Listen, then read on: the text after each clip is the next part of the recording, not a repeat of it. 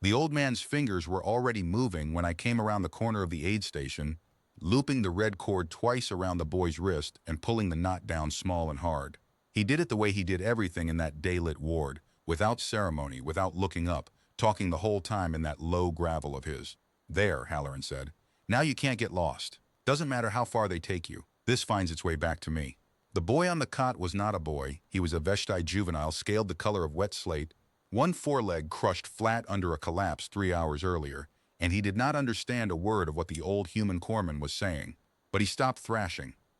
That was the thing I would spend the next 40 years trying to understand. He stopped thrashing the moment the cord came down tight against his pulse. I was 19. I had been a stretcher bearer for 11 days. I had carried 4 bodies and 2 living men, and I had vomited twice where nobody could see me. And I came around that corner expecting to find Halloran doing field surgery, because that was what he did, and instead I found him tying a frayed length of red cord around the wrist of an alien child, as though that were the medicine. It's just string, I said. I didn't mean it the way it came out. I meant tell me what it does. Tell me there's a reason. 11 days in, and I needed there to be a reason for everything, because the alternative was that none of it meant anything, and I would not survive that. Halloran finished the knot, pulled the tail through, snugged it, ran his thumbnail along the inside to make sure it wouldn't bite the skin. The cord was old. You could see that even from where I stood.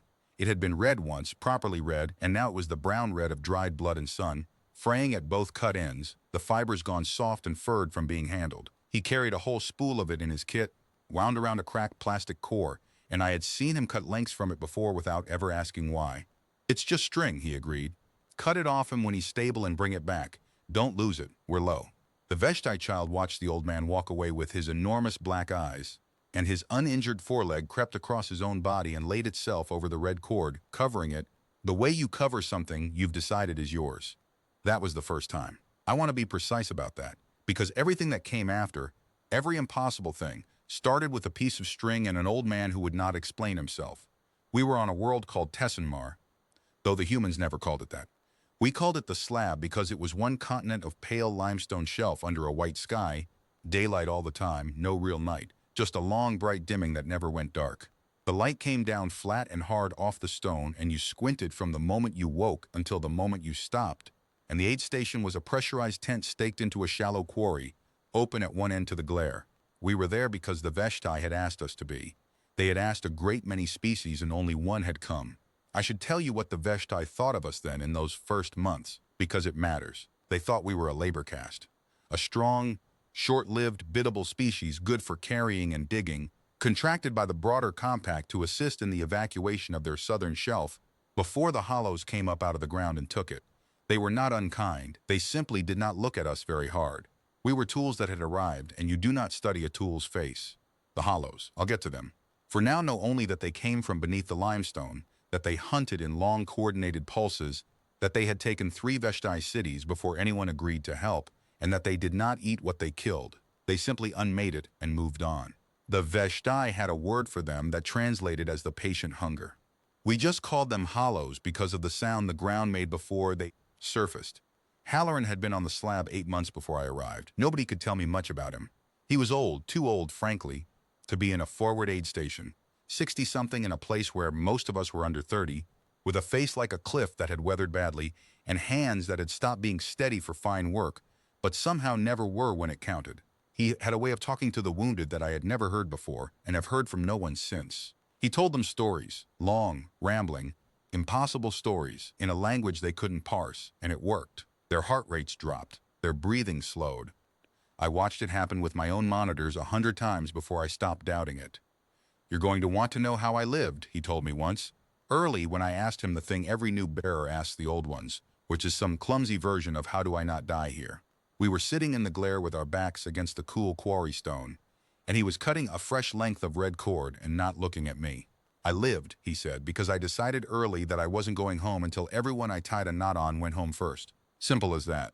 You'd be amazed what a man won't die through once he's decided he can't. I thought it was nonsense. The kind of thing old men say to scare the fear off the young. I want you to remember that I thought it was nonsense, so that you understand what it cost me to be wrong. The cord, he explained, when he explained it at all, which was rarely and never the same way twice, was a marker. He tied it on the wrist of anyone he meant to bring out alive. Not everyone. He was specific about that, and it unsettled me more than anything. He didn't tie it on every patient. He tied it on the ones he had decided, in some private courtroom inside his own skull, that he was going to carry home no matter what. The others he treated the same, worked the same, sweated over the same. But the cord was a promise, and he did not make promises he hadn't already paid for. "How do you choose?" I asked him. He thought about that for a long time. The cord went around his fingers, 2 loops, the knot pulled down small. He had a particular knot. I'd watched it 100 times by then, and I still couldn't follow it. 2 loops, a tuck, a pull, and it came down into a hard little double bead that would not slip and would not tighten no matter how the wrist swelled. "I don't choose," he said finally. "I just notice when I already have." The first time I saw the cord do something I couldn't explain, the Veshti child with the crushed foreleg had been moved to the rear hospital at Anvil Crossing, 6 days transport away, and we got word he died in surgery there. Infection. It happened. I was the one who logged it. I remember being angry at the cord, which was stupid, but I was 19 and I needed something to be angry at, and a piece of string was easier than the limestone or the hollows or the white sky that never went dark. 3 weeks later, the boy walked back into our aid station on his own 4 legs, the red cord still knotted around his wrist, and asked for the old human who had told him the story about the man who outran the river. He hadn't died. The death report had been a clerical error, another Veshti juvenile, similar markings, similar injury, the records of a labor caste species kept carelessly by an evacuation bureaucracy that had bigger concerns he had healed. And the first thing he had done, the very first thing, on legs that still shook, was come 6 days back across a shelf full of hollows to find the man who'd promised him the cord would lead him home. Halloran cut the cord off the boy's wrist with his field knife, careful, and wound it back onto his spool and said, "Told you, don't lose it. We're low." That night I asked him, straight, the question I would keep asking him in different forms for the rest of his life. "It's just string. You know it's just string." And he looked at me with those weathered eyes and that flat white light, and he said the thing I have never forgotten. "Son," he said, "everything's just string until it holds." There's a thing I learned to do in the weeks after that, which was to watch his hands instead of his face. The face gave you nothing. Halloran had a face like the limestone, weathered past reading, and he kept it deliberately empty over the worst injuries, because a frightened patient reads your face before they read your words. But the hands told the truth. The hands were always a half step ahead of him, already reaching for the spool before the rest of him had admitted he'd decided. I saw it happen with a Veshti sapper, a hard old soldier who came in with a chest wound that I, with 11 weeks of experience by then, had already privately written off. The Veshti don't go into shock the way we do. They go quiet. And a quiet Veshti with a chest wound is a Veshti who has stopped negotiating with the world. This one had stopped. He lay on the table not fighting, which is the worst sign there is, and Halloran worked the wound with that empty limestone face. And I watched his left hand drift toward his kit without him seeming to notice, and come back with a length of red cord, and I thought, there it is, he's decided. And I didn't even know yet what deciding meant. He looped it twice around the sapper's wrist and pulled the knot down small and hard, and he leaned in close to that quiet dying soldier and started to talk. "You've stopped," he said. In human words the sapper couldn't parse, the tone doing all the work. "I can see you've stopped. That's all right, I stopped once too. Walked into a sea to win an argument and got about waist deep before I admitted the water didn't care who was right." His hands were inside the chest wound, doing things I couldn't follow. His voice never changed pitch. But here's the part nobody tells you about quitting. You can unquit. You can be 3 days drowned and still choose the far bank. I've seen it. I've done it. You don't have to believe me. God knows it sounds like a lie. You just have to keep your wrist where I can find it. Can you do that? Just leave your wrist where I can find it. The sapper's eyes tracked to the red cord. I watched it on the monitor, the heart rate, which had been sliding down toward the place hearts go when they've stopped negotiating, hitched and held, and crept back up out of the dark. He didn't believe a word. He couldn't understand a word. But he had been given something to hold that wasn't the wound. And a soldier holding something is a soldier still in the fight. He lived. Of course he lived. They all lived, the corded ones, that impossible season. I logged him too. Here is the part that I think mattered most, looking back, though I didn't see it then. The Veshti sapper, when he was strong enough to leave for the rear hospital, would not let us cut the cord off. And I expected that now. I'd seen Sarum do it.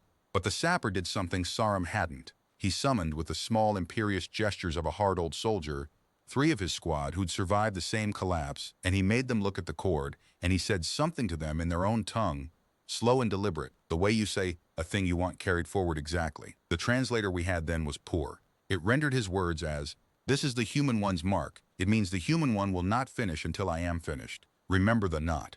Remember the knot. I didn't think anything of it. Soldiers say solemn things over wounds. It's how they survive them. I logged the sapper and moved on to the next stretcher and the next because there was always a next. The slab was a machine for producing a next. And I had no way of knowing that a hard old HFY sapper had just spoken the first sentence of a law that would in 40 years be carried by an entire people across worlds I would never see. That's the thing about the important moments. They don't announce themselves. They look exactly like all the unimportant ones, which is why you have to treat all of them as though they might be the one. Halloran knew that. It was, I think, the secret underneath all the others. He treated every wrist as though it were the one that would matter, because he had no way of knowing which one would, and so he was never wrong, because he never gambled on a life being unimportant. I started doing the math on it, the way I do. If you treat one life in 100 as disposable, you will be right 99 times and catastrophically wrong once. And the once will be the one that mattered, because the ones that matter are exactly the ones you can't see coming. Halloran's arithmetic was different. He treated 0 lives as disposable, and so he paid a constant tax of effort and cord and love on people who, statistically, a wiser man would have written off. And the tax was enormous, and it bankrupted him in the end, in a gap in a tent. And it was the best investment any human being made in that entire war, because the dividend was a people. The hollows changed their pattern in the 4th month, and it nearly broke us before the cord ever became the thing it became. They had been surfacing in pulses you could almost predict. The hollow, drumming under the stone, the long pause, the strike. We'd learned to read the drumming. The HFY security elements set their watches by it, and the aid stations learned to clear the open ground in the minutes between the knock and the breach. It was terrible, but it had a rhythm.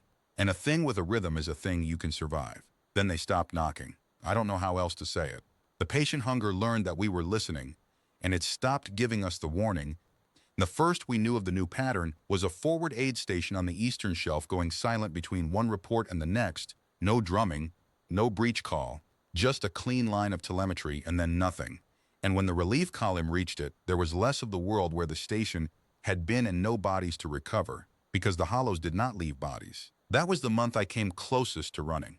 I want to be honest about that, because the version of this story where I was always brave is a lie, and Halloran hated lies more than he hated the hollows. I had 11 weeks and 4 months in by then, and I had watched a thing learn, watched it study us and adapt and take away the one mercy we'd had, the warning, and I sat in the glare with my back against the quarry stone, and I did the arithmetic of leaving. There were ships, there were ways. I was a contracted laborer, not a soldier. I could have invoked a clause and gone home, and no court would have held it against me. Halloran found me doing the arithmetic. He didn't ask what I was thinking. He sat down next to me in the white light with his cracked spool and started cutting a fresh length of cord, the way he always did, when he had something to say that he didn't want to look at you while saying. "You're thinking about the Eastern Station," he said. I said I was. "No warning, whole crew gone clean, nothing to bury." He nodded slowly, working the cord. "It's the worst thing they've done. You're right to be afraid of it." "I'm afraid of it." He said it flatly, the way he said everything, and somehow a frightened old man saying he was afraid was steadier than any reassurance could have been. "You want to know why I'm not on a ship?" I said I did. God help me, I wanted him to give me a reason that would let me stay, or a reason that would let me go. I didn't care which. I just wanted the deciding taken out of my hands. "Because I've got cord out there," he said. "I tied the keeping knot on a HFY medic on the eastern shelf 6 weeks ago. She's still alive, different station, she got moved. But the knot's still tied. And I told her the same thing I tell all of them.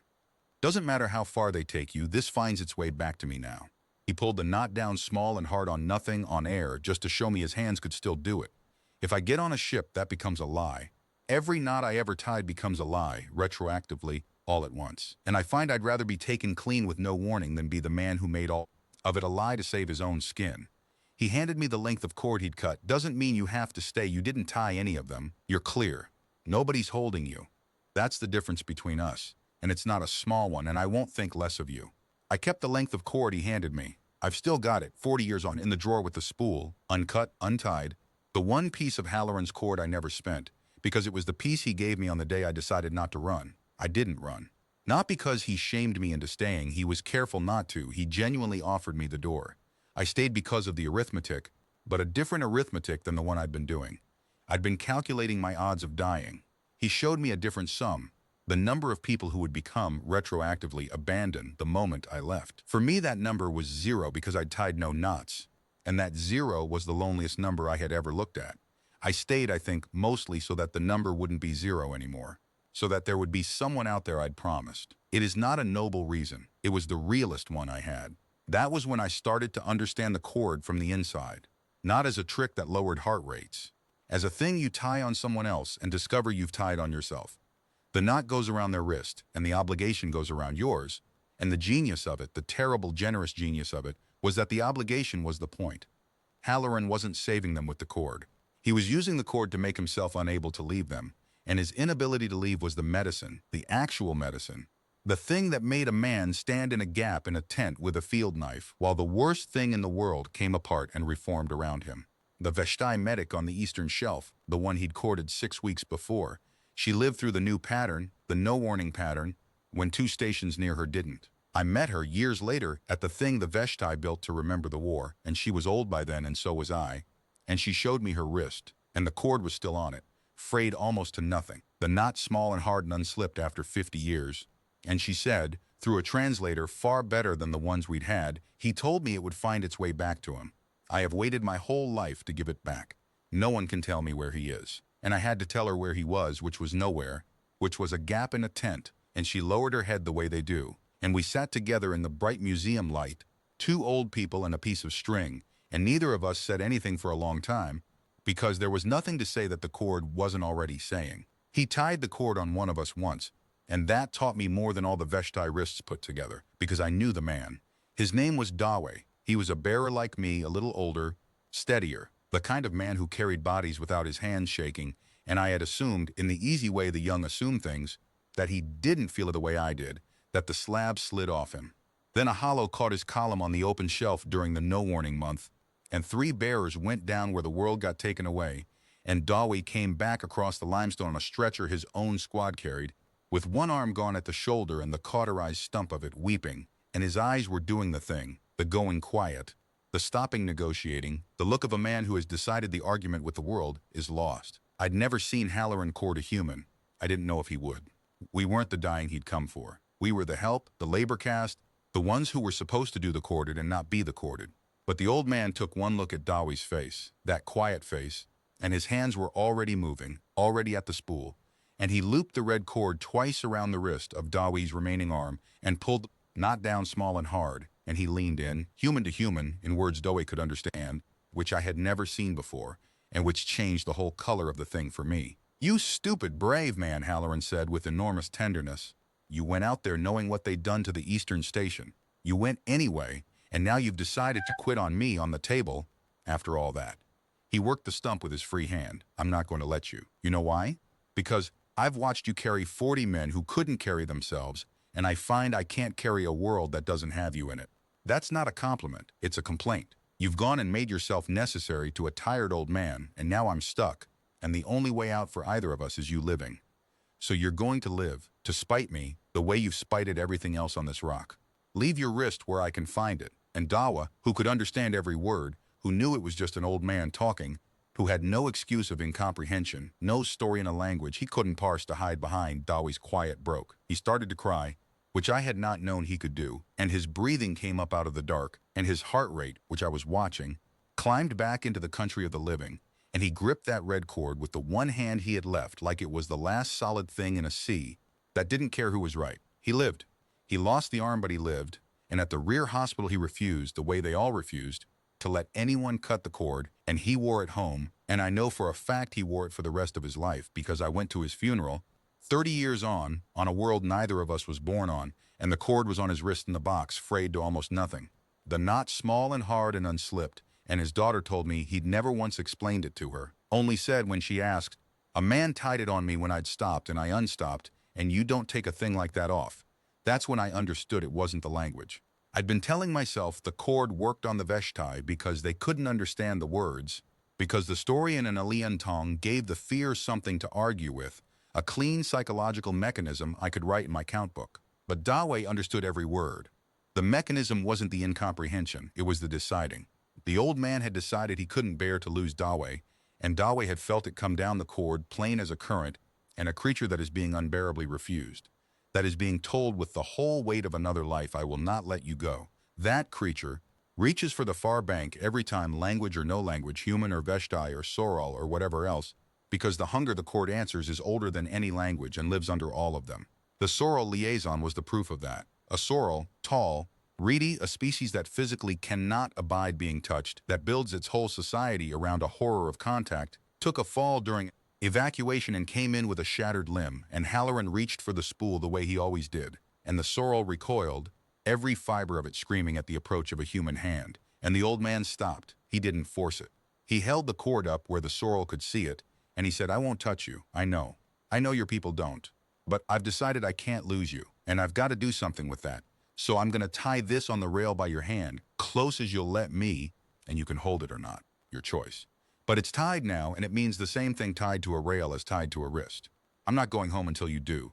He tied it to the rail, and the Soral, who could not be touched, who had flinched from every contact its whole life, slowly over the long, bright hour, moved its uninjured hand across the gap and laid one long finger against the red cord on the rail, and held it there, the closest that species comes to taking a hand, and it lived, and when it left it took the cord, untied it from the rail itself, would not let anyone else touch it, and it wore it the way the others wore it, knotted, eventually, around its own wrist by its own hand, the only one of all of them who tied the human knot on himself, because no one else was permitted to. So when Vale Soren told me the law was now carried by species beyond the Veshtai, that the Soral keep it too, and others, that the keeping thread had spread along the lines of the old compact, like a thing that had been waiting for permission, I was not surprised. I had watched it begin on a rail beside an untouchable creature's hand. The hunger the cord answers is under all the languages and all the species, and all the horrors of contact. It is the oldest thing. Halloran just found the knot that made it sayable, and then he was generous with it past all sense. And the universe, it turns out, had been waiting a long time for someone to be that foolish on purpose. I started keeping count after that. Not because I believed, I want to be honest that I didn't, not yet, but because I'm the kind of man who counts things when he's frightened, and the slab frightened me constantly. So I counted the cords. In the next 4 months, Halloran tied the red cord on 19 wrists. Veshtai mostly, civilians and soldiers both, but also 2 of our own bearers, and once, memorably, on the wrist of a compact liaison officer of a species I'd never seen before, a tall, reedy thing called a Soral that flinched at the human touch and then went very still when the knot came down. 19 knots in 4 months. And here's the count I could not explain. All 19 lived. Now, I am not telling you a piece of string protected them. I was a medic. I am still, in the parts of my head that never left the slab, a medic, and I do not believe in protective string. What I am telling you is what the records show, and what the records show is that across 4 of the worst months of the southern evacuation, in an aid station that lost roughly a third of every group of wounded that came through it, Halloran's 19 all came home, and I logged every one of them, and I could not make it make sense. I tried, God, I tried. I told myself he chose the strong ones. But he didn't. I checked, I pulled the intake triage scores, and his 19 were, if anything, worse on average than the ones he didn't cord. I told myself he worked harder on them. But he didn't. I shadowed him. I timed him. He gave the same minutes to a man with no cord as to a man with one. The only difference was the string and the story. He always told the corded ones a story. Long, impossible rambling in a language they couldn't understand, and they always settled. The stories were the strangest part. I started writing them down, the ones I could catch, because I am a man who counts things, and a story you can write down is a thing you can count. They made no sense as stories. They had no shape. He told one Veshtai gunner, who'd taken a hollow's tendril through the abdomen and would not stop screaming, a 40-minute account of a man who walked into the sea to win an argument with a fish and walked back out 3 days later having lost the argument but kept the fish's respect. He told it slow and serious, deadpan, every absurd detail rendered with the conviction of a court witness. And by the end, the gunner was breathing in long, even pulls, and the bleeding had slowed because his blood pressure had come down out of crisis. And I stood there with my monitor in my hand watching a tall tale do what 2 units of plasma had not. Why a fish? I asked him after. Because he didn't believe me either, Halloran said, nodding at the gunner. And a man who's busy not believing you isn't busy dying. You give the fear something to argue with. The cord's the same. They've got to have something to hold that isn't the pain. I want you to notice what he did there, because I didn't, not for years. He let me think the cord was a trick, a clever piece of field psychology, give the wounded a focus object, an anchor, a story to argue with, lower the heart rate, improve the outcome. That was a real and rational explanation, and it fit the data, and I held on to it gratefully, because the alternative was the thing I decided not to believe. The Veshtai began to notice the cords too. They noticed differently than I did. To them, who had filed us under labor caste and stopped looking, the cords were the first thing that made them look again. Their juveniles started coming to the aid station with old injuries, claiming new ones, because they wanted the human to tie the string. Their soldiers who would not be carried by a tool began to permit it, if the old man knotted the cord first. There was a thing happening in their language about us that I didn't have the words to follow then. A Veshtai medic, one of their own, came to watch Halloran work for 3 days, and at the end of it she said something to me through the translator that I have carried ever since. "Your old one," she said. "He does not lie to the dying. He tells them a true thing in the shape of a false one. We do not have a word for that. We are building one." I asked her what the true thing was. "That he will not let go," she said, as if it were obvious. "The story changes. The cord does not. The dying understand which is which. The hollows came up under the aid station in the 5th month. I'll tell it the way it happened, fast, because that's the only honest way. There was the sound first, the hollow drumming under the limestone, the noise that gave them their name, like a giant knocking to be let out. And then the floor of the quarry simply opened, a section of shelf the size of a transport pad dropping away into dark, and the patient hunger came up out of it in a single coordinated pulse. I've never been able to describe a hollow properly, and I've stopped trying. They were not animals. They moved like a decision being made. Long gray limbs and a body that didn't hold one shape and a way of taking a thing apart that your eye couldn't follow, so that one moment a stretcher bearer named Okonkwo was standing at the tent's open end, and the next moment there was simply less of the world where he had been. We had no defense. The aid station was forward, lightly held. 6 humans and a dozen wounded, and 1 Veshtai security element that died in the first 11 seconds. I know it was 11 seconds because I am a man who counts things, and my count did not stop even then. Halloran was at the back of the tent with a Veshtai child on the table, a different child. This story is full of children. The slab was full of children, and when the floor opened he did not run, which I will never forgive him for and have never stopped being grateful for, the 2 things at once, the way grief actually works. He looped the red cord twice around the child's wrist and pulled the knot down small and hard. "Now you can't get lost," I heard him say, in the screaming. "Doesn't matter how far they take you." And then he picked the child up off the table and he walked, not ran, walked, the length of that tent toward the only intact exit toward me, while the patient hunger came apart and reformed between us. And he did the most human thing I have ever seen a man do, which was to keep talking, telling the child the story. To the man and the fish, the river, the argument, his voice level, and absurd and absolutely without fear, while the worst thing any of us had ever seen tried to find the shape that would let it take him. I heard him saying something about the river, about how the man had walked into water over his head, and the trick was you didn't fight it. You just kept choosing the far bank one choice at a time until you were standing on it. He reached me. He put the child in my arms. "Far bank," he said. "Go." I went. I want to be honest about that too. He told me to go and I went. With the child in my arms and the red cord against my forearm where the boy had grabbed me, and I ran for the far bank, one choice at a time, the way he'd told the story, and I did not look back until I was clear of the quarry and out on the open shelf in the flat white light. And when I looked back, the tent was gone, and the floor was closed, and the patient hunger had gone back under the stone, and Halloran was not behind me. He'd stayed at the exit. He'd stood in the gap, an old man with a field knife and a spool of red cord, and he had bought the seconds it took the rest of us to clear the collapse, and the patient hunger had taken him apart the way it took everything apart, and I had felt the ground go quiet under my boots while I was still running, and I had not turned around. 4 of us lived. 3 bearers, 1 Veshtai child. The child's name I learned later was Sarum, and the red cord was still on his wrist, the knot small and hard and unslipped, and a Sarum would not let me cut it off. He held that foreleg against his body and made a sound I'd never heard a Veshtai make and would not let me. Near the cord, and I understood, in the way you understand things you don't have words for yet, that to cut it would be to tell him the old man had lied. So I left it on him. We were low on cord. Halloran would have told me to bring it back. I left it on him anyway, and I have never once regretted a decision more cleanly. That should be the end of the story. An old man dies covering a retreat. It's the oldest story there is. The Veshtai gave him an honor I won't describe because it was theirs and not mine, to spend, and the evacuation ground on, and I went back to carrying bodies and living men under the white sky, and the cord, the spool, the cracked plastic core, what was left of it, came to me because I was the one who'd been there, because nobody else wanted the dead man's string. I didn't tie it on anyone for a long time. It felt like theft. It felt like wearing another man's medals. The spool sat in the bottom of my kit, and I carried it from aid station to aid station across the back end of that war, and I told myself I kept it for the same reason men keep anything, because throwing it away would be its own kind of statement, and I wasn't ready to make it. The first wrist I tied it on by accident, and I have spent 40 years deciding whether that's true.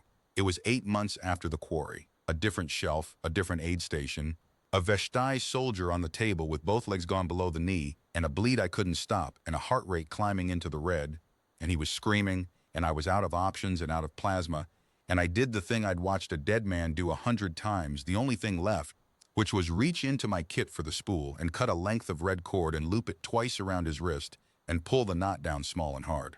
I couldn't tie the knot.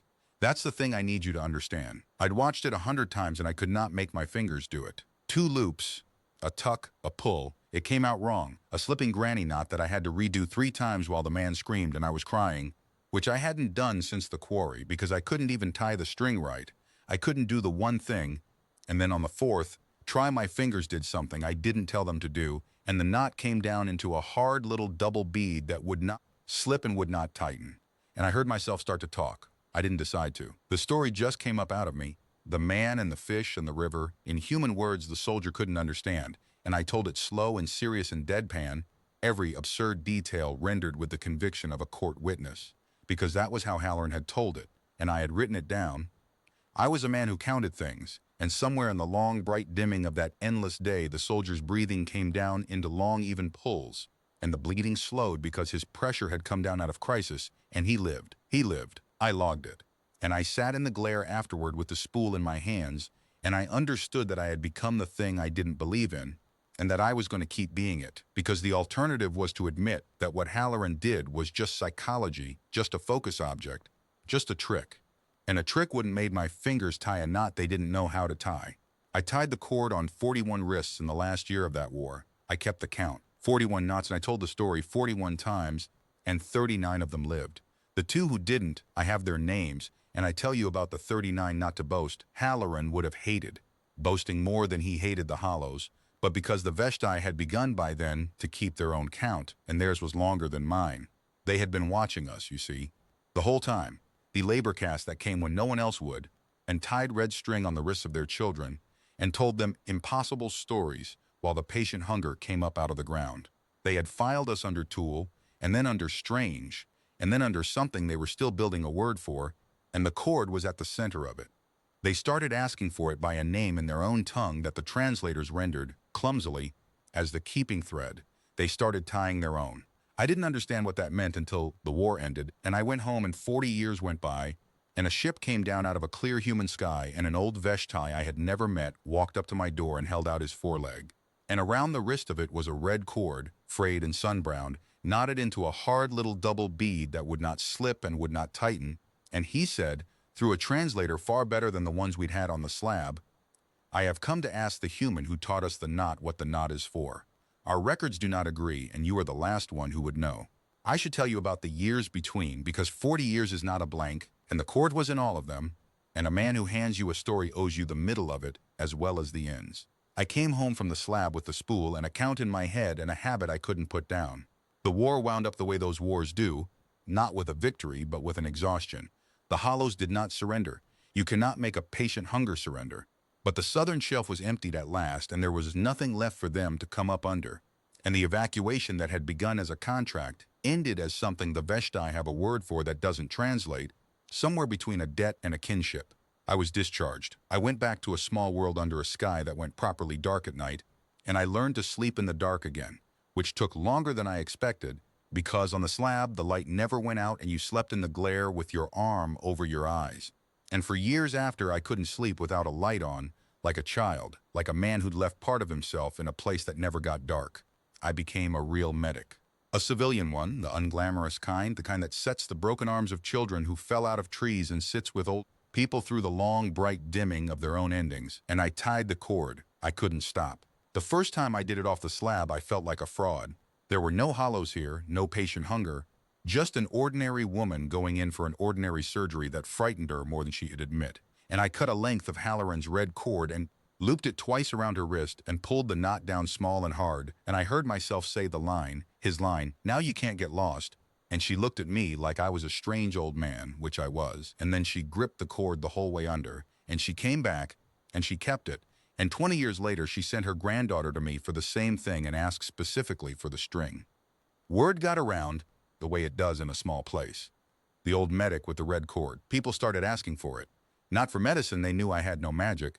I was careful to never once claim the cord was anything but cord, but for the thing the cord was the visible part of. They wanted, I came to understand, to be told by someone that they would not be allowed to get lost, that somebody had decided they couldn't be spared.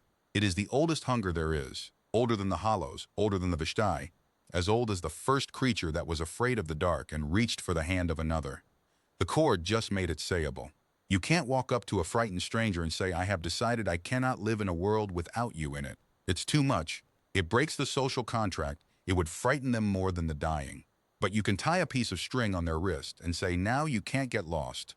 And the whole of it travels down the cord without either of you having to survive saying it aloud. I rationed Halloran spool for 40 years. That was the irony I didn't see until Vale Soren made me see it. I, who had watched the old man spend his cord like a man who'd decided meaning was in the spending, I hoarded mine. I cut the smallest lengths I could. I kept it for the ones I judged worthy of his cord, the serious cases, the ones I thought he would have corded. I made it rare. I made it an honor. I did with his cord exactly the thing the Vishtai restriction school wanted to do with the law. And I told myself I was honoring him, and I was doing the opposite. And it took an old alien crossing the dark to show me. Because here's what I'd missed. Halloran said, "Don't lose it, we're low," every single time, and then he spent it anyway. The being low was not a reason to hoard. It was the condition under which generosity becomes the thing itself. Anyone can be generous with what they have plenty of. The old man was generous with the last of the spool, knowing it was the last. And that is a different and harder and more human thing, and I had spent 40 years getting it backward. Treating his scarcity as a reason to save, instead of as the very thing that made the spending matter. My wife knew about the cord before she knew much else about me.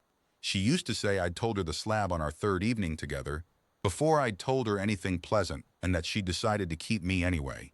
Partly because of it. Because a man who carries a dead friend's spool of string for that many years is a man who keeps things, and she wanted, she said, to be kept. I tied the cord on her wrist the week the doctors used the word neither of us wanted. I tied it knowing it would not save her. I tied it because the law underneath the cord, the law I didn't know yet was law, on a world I'd left 40 years before, does not require that the thread succeed. It requires only that someone refuse to let you go unaccompanied, and I refused.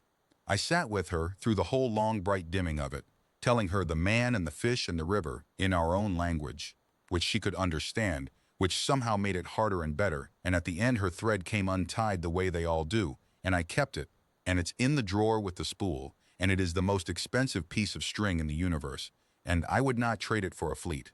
So when Vale Soren asked me what the human would say about making the thread rare again, I had 40 years of getting it wrong to answer him with. I am not a wise man. I am a man who counts things and keeps things and tied a knot he didn't believe in for 4 decades. But I had finally learned the one thing the week before that old alien walked up my garden path, kneeling at a grave with a piece of red cord in my hand, understanding at last that I should have spent the whole spool, that there was no one I had judged unworthy who would not have been worth the cord, that the rationing had been the only real mistake of my life. And then he came and asked me, and I got to give the answer I'd paid 40 years to be able to give. I should have been ready for him. 40 years is a long time to think a thing through.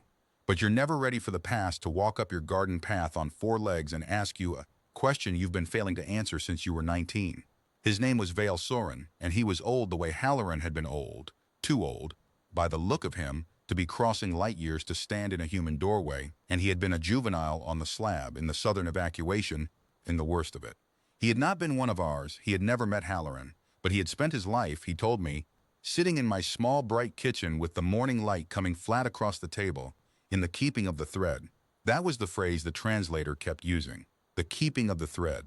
I poured him something he couldn't drink, and he held the cup the way you hold a thing offered in good faith, and he told me what had become of the red cord while I'd been home growing old. The Veshtai had made it law, not a metaphor, not a custom law.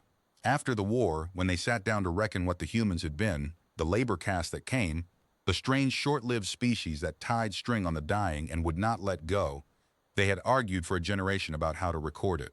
They did not have a word for what Halloran did, for telling a true thing in the shape of a false one, for promising the dying away home and then dying to keep it. They had had to build the word, and around the word they had built a practice, and around the practice they had built a law, and the law was the cord. When a Vishtai goes where they may not return, Vale Soren said, a war, a deep mine, a long crossing, one who loves them ties the keeping thread. 2 loops, the knot the human taught.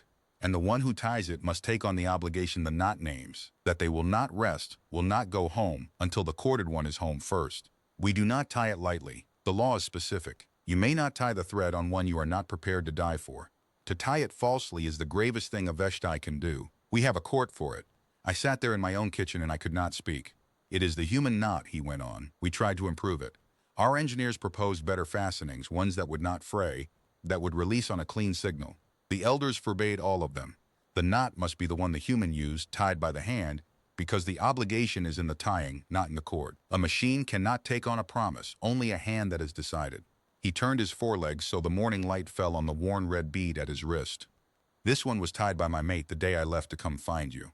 She does not expect me back for a year. She will not rest until I am home. That is the law. That is the thread. I asked him the only thing I could get out. How many? How many wear it? The translator paused. The way translators do over a number that's larger than the conversation expects. It is law across the whole of our people now.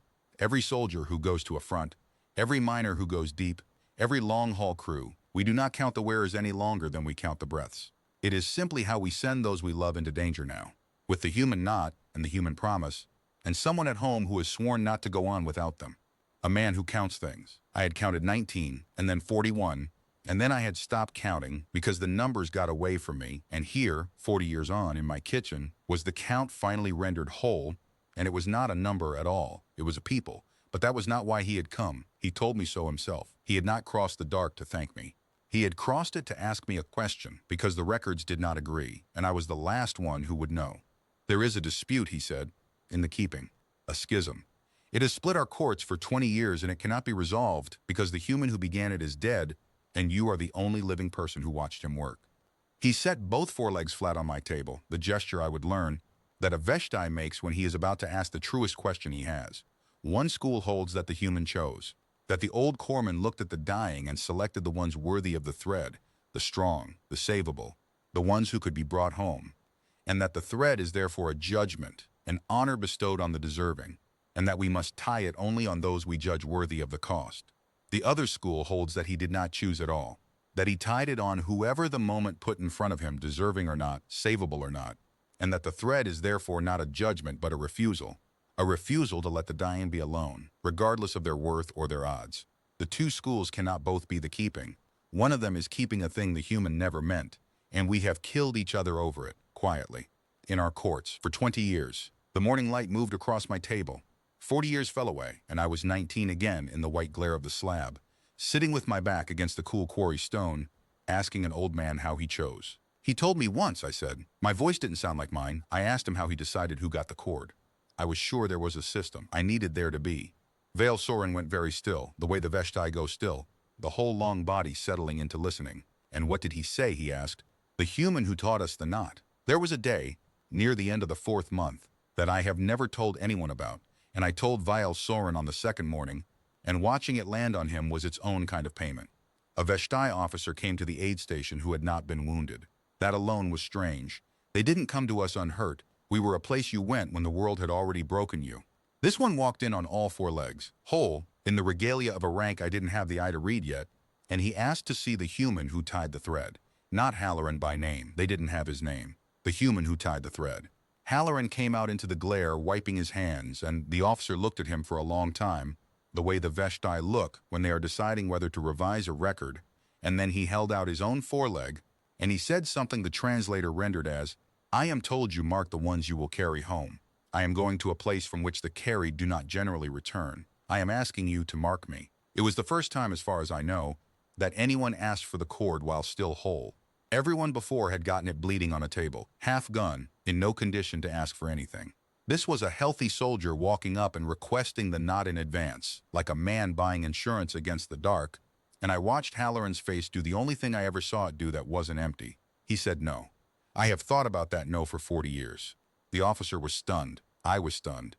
Here was a Veshtai of rank, offering us the thing we'd been starved of the whole war, to be looked at, to be taken seriously, to be asked rather than tolerated, and the old human corpsman said no gently but no. "I can't tie it on you," Halloran said. "I'm sorry, it doesn't work that way." The officer asked why, and there was a dangerous flatness in the translation, the sound of a proud creature deciding whether it had been insulted. "Because I haven't done it yet," Halloran said. "The deciding. I can't fake it. The cord isn't a thing I give. It's a thing I notice I've already given." In here, he touched his own chest, "where I can't help it. And I've only just met you. I don't yet know if I can't bear to lose you. Give me a reason. Bleed a little, or make me laugh, or tell me about somebody you love, I don't care which. But give me a reason, because if I tie it now it's a lie, and I've watched what a lie does to the dying, and I won't put a lie on the wrist of a man walking into the dark." The officer stood in the white light for a long moment, and then, "I will remember this until my own thread comes untied." He did the thing Veshtai of his rank do not do, which is laugh, a short percussive sound that the translator didn't even try to render, and he said, "You will not lie to me even to flatter me. Among my people that is either the highest courtesy or a capital insult, and we have spent 4 months unable to decide which your kind is. I think you have just decided it for us." And he sat down, this whole healthy, proud officer, in the dust of a labor caste aid station, and he told Halloran about somebody he loved, a child, I gathered, back on the unburdened northern shelf, for the better part of an hour, and somewhere in it the old man's left hand drifted toward the spool without him seeming to notice, and came back with a length of red cord and looped it twice around the officer's wrist, and pulled the knot down small and hard. "There," Halloran said. "Now I've decided. Now it's true. Don't lose it. We're low." The officer looked at the cord, and then at the old man, and he said the thing that I believe, more than any single other thing, became the seed of the law. He said, "You will not tie it falsely, even when tying it falsely would have honored me. You require that the love be real before the knot is real." He rose. "We have been looking for what your kind is and filing you under Tool and under Strange and finding no word. I will tell my court there is a word after all, in your conduct if not in our language. You are the species that will not counterfeit its promises. We did not know such a species was possible. We assumed all promises were currency to be spent for advantage. You spend yours only where they are true, and then you spend them past all sense." He left for the dark place soldiers go, with the knot on his wrist, and I never learned whether he came home. But I think now that he must have at least the once to tell the story, because the law the Veshtai built has that exact rule at its center, the one the officer named in the dust. You may not tie the thread falsely, you may not counterfeit the promise. The love must be real before the knot is real. And the gravest crime in the keeping is to tie it where you have not actually decided you cannot bear to lose. They built a court around it, and the court came from an old man in the glare saying no to a proud officer gently, because he would not put a lie on the wrist of a man walking into the dark. Vale Soren wept when I told him that. The Veshtai weep differently than we do. It is a sound more than a sight, but I knew it for what it was. "We have tried for 20 years to find the origin of the false teeing law," he said, "the first principle of the entire keeping. Our scholars assumed it came from a tragedy, that some early tear counterfeited a thread and a corded one died abandoned, and we wrote the law in grief. We did not imagine it came from a refusal, from a human saying no to an honor in order to keep a promise true." He folded his head all the way to the table.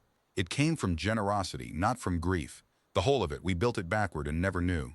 I almost gave him the wrong answer. I want to confess that. I almost gave him the answer that would have ended a 20-year schism cleanly, because I could see, even then, how badly he wanted a clean answer, and I am a man who likes to give people the thing they came for. The clean answer was on the school of choosing. It was the easier one to defend. Halloran had been deliberate about the cord. He didn't tie it on everyone. I'd seen that with my own eyes. He was specific. He chose.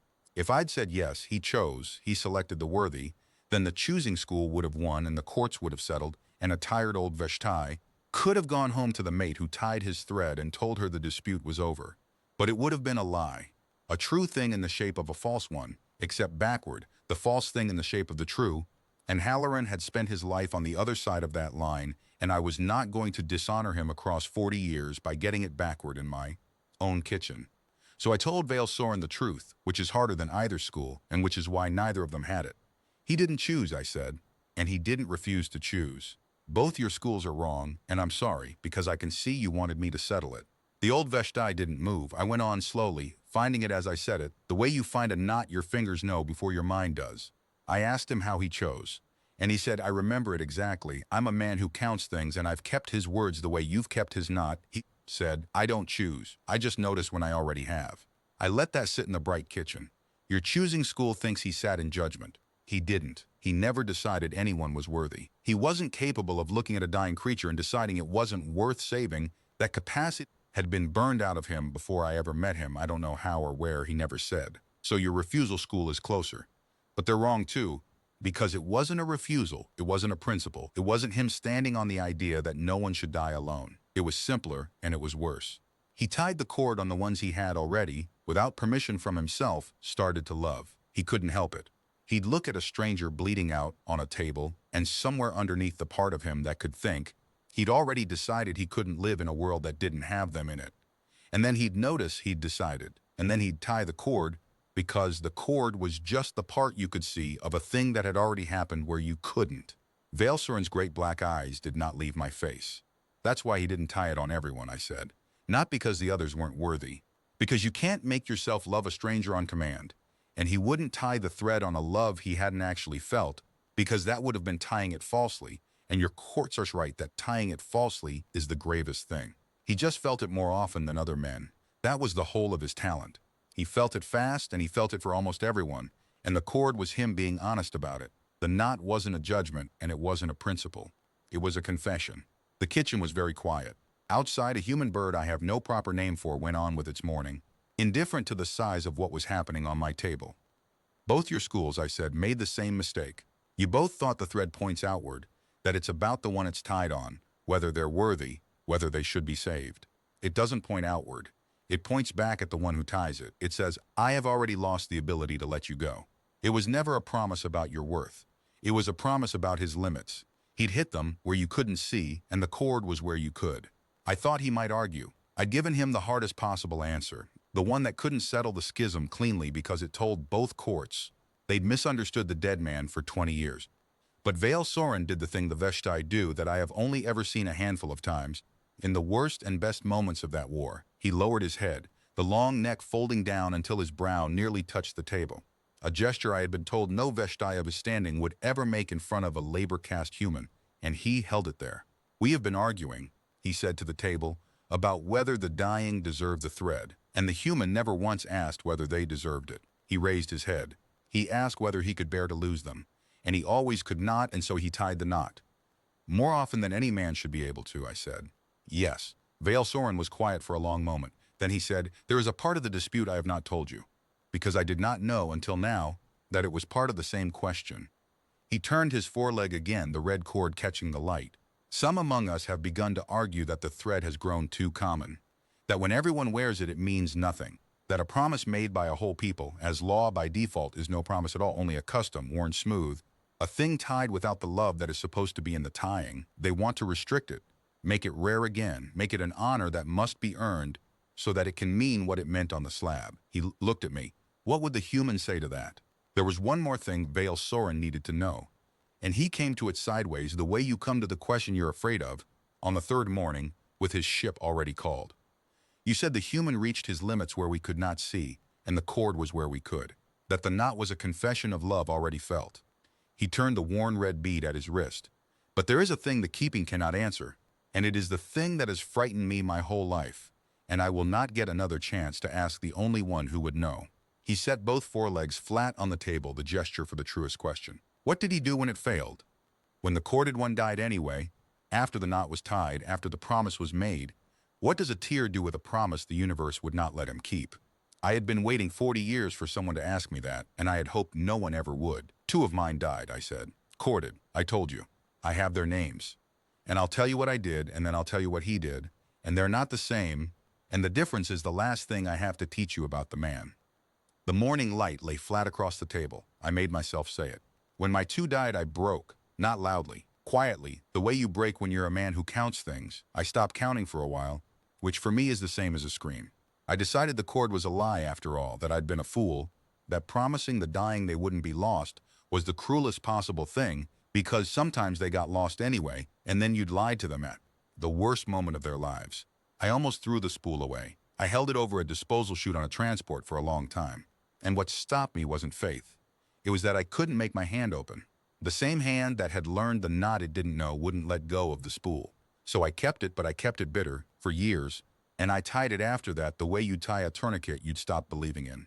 Out of habit, out of duty, with the love gone cold in it. Vale Soren did not move. That's my answer. It's not a good one. Now here's his. I picked up the spool and held it in the light. I saw Halloran lose a corded one. Once that I witnessed. A Veshtai gunner, the one I told him a story would settle, except this time it didn't. The wound was past stories, and the cord was on her wrist, and the knot was tied, and she died anyway, on his table, with his hand on the cord. And I watched the old man, and I waited to see him do what I would later do, which is break, or go cold, or decide the whole thing was a lie. I set the spool down. He didn't. He cut the cord off her wrist, careful the way he always did, and he wound it back onto the spool. Back onto the spool, you understand. He kept it. He didn't bury it with her or burn it. He put the failed promise back with the others, to be tied again, and he said to her, to the dead, the thing I have never been able to repeat without my voice doing what it's doing now. You didn't get lost. I want you to know that. You went somewhere I can't follow, but you didn't get lost, because I was holding the other end the whole way, and I'll keep holding it. The promise was never that you'd live. The promise was that you wouldn't be alone when you went. And you weren't. I was right here. I'm still here. The kitchen was very quiet. That's the difference, I said. I thought the promise was that they'd live, so when they died the promise was broken and I went cold. He never thought the promise was that they'd live. He knew better than that. He was old. He'd buried more than I had. He had no illusions about what string can and can't do. His promise was smaller and unbreakable. You will not be alone. And that one he could always keep. The universe can take the life. It cannot take the company if you refuse to leave. So the cord never failed him, even when the patient died, because the cord was never a wager on survival. It was a vow of presence. And a vow of presence is the one promise a human can make to the dying that the universe is not strong enough to break. Volsoren was still for so long I thought I'd broken something in him. Then he raised his head, and his great black eyes were doing the weeping sound, soft, and he said, "We have built our entire law on the wrong promise. We tell our corded ones the thread means we will bring you home. And sometimes we cannot, and then the tear is shamed, and the courts argue whether the law failed, and we have driven tears to despair over corded ones who died despite a true knot truly tied." He pressed his forelegs flat. But the promise was never bring you home. It was, you will not go alone. We have been keeping a promise about arrival, and the human was keeping a promise about company. And the second one cannot be broken, and that is the one we should have carried all along. He looked at me. You have unmade and remade our law 3 times in 3 mornings, old friend. I do not know whether my people will thank me or try me for what I bring home. Tell them, I said, that an old man told you the promise isn't that they'll live. It's that they won't be alone. Tell them the knot is just the part you can see of a person deciding to stay. And tell them we were always low, and he spent it anyway. And that's the whole of it. That's the entire law. The rest is just commentary. I touched the spool. He'd have hated the courts and the schisms and the scholarship, you know. He'd have said you were all overthinking a piece of string. And then he'd have tied it on the first one of you he couldn't bear to lose. And that would have been his whole argument. And it would have won. I got up from the table. I needed to answer that one. 40 years and my knees told me about every one of them. And I crossed my small bright kitchen to the drawer where I keep the things a man keeps. And I took out the spool, what was left of it. The cracked plastic core, the last of the red cord wound around it, sun-browned and furred, and far too little of it, because I had spent it. 41 wrists in the last year of the war, and then after, in the long ordinary decades, more because you don't stop. It turns out, once you've learned the knot, you tie it on a friend going in for surgery you're afraid of, on a grandchild leaving for a school across an ocean, on your own wife the week the doctors used a word neither of us wanted to hear. I had spent Halloran's cord on 40 years of people I could not bear to lose, and there was almost none of it left. I put the spool on the table in front of Vale Soren in the morning light, and I said, "Look how little there is." He looked. He told me, "The first day, don't lose it, we're low." He said it every single time. Every wrist, every knot, the same line, "Don't lose it, we're low." I thought he meant the supply. We were always short of everything on the slab, and a spool of cord was a spool of cord. I sat back down, heavily. It took me about 30 years to understand he wasn't talking about the string. Vale Soren waited. "We're low," I said. "That's the answer to your restriction school. We are always low. There is never enough of it, not the cord, the other thing. The thing the cord is the visible part of. The capacity to look at someone and decide you can't go home without them. Most people ration it. They keep it for blood, for the few, for the deserving. Exactly what your restriction school wants. An honor that's earned, kept rare so it means something. And those people aren't wrong, exactly. It does cost. It is in short supply. Halloran was always low. I picked up the spool and turned it in my old hands. But he never once rationed it. That was the whole of him. He was low, he knew he was low, he said so every time, and he spent it anyway, on whoever the moment put in front of him, on strangers, on aliens who'd filed him under tool, on children whose names he'd never learn, until there was almost none of it left. And then he spent the last of it standing in a gap in a tent so four of us could reach the far bank. He didn't keep it rare to make it mean something. He spent it like a man who decided that the meaning was in the spending, not the saving. That a promise hoarded until it's deserved isn't worth more. It's worth less. It's worth nothing, because it was never given. I set the spool down again. Your restriction school wants to make the thread rare so it can mean what it meant on the slab. But it didn't mean anything on the slab because it was rare. It meant something because an old man who was always running out gave it away anyway. You don't honor that by hoarding it. You honor it by being like him, low, always low, and generous past the point of sense.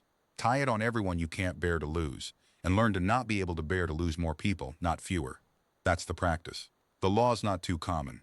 It's the closest a whole people has ever come to being as foolish and generous as one old man was, and that's the most human thing I have ever heard, and he wasn't even from your world. Vale Soren sat with that for a long time. The light moved. Somewhere a clock I've had for 30 years did the small ordinary thing it does. I came, he said at last, to settle a schism. I think you have ended 3 of them and started something harder. He almost smiled. I'd learned on the slab to read the Veshtai expression that is nearest a smile, and this was it, weighted with grief and something larger. May I tell you what I will do with what you have given me? I said he could. I will go home. My mate will untie my thread, because the law says the corded one comes home and the tear rests, and I will let her, though I will want to keep it. He touched the red bead at his wrist. And then I will tie a new one, not for a war, not for a deep mine.